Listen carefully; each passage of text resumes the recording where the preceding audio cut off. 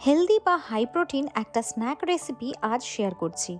মাত্র 1 চামচ তেল দিয়ে এই রেসিপিটা ইজিলি বানিয়ে ফেলতে পারবে।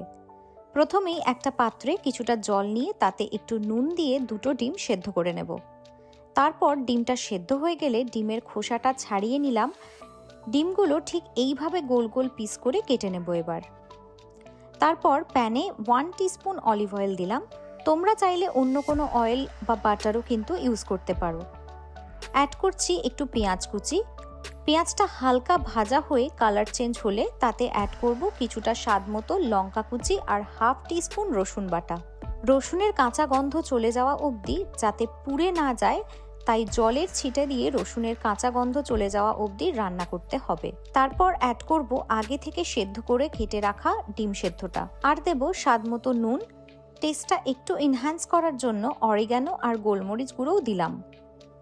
সবকিছু খুব ভালোভাবে নেড়েচেড়ে মিক্স করে 2 মিনিট মতো ফ্রাই করে নিলেই healthy and tasty egg fry কিন্তু একদম ready. Follow for more recipes.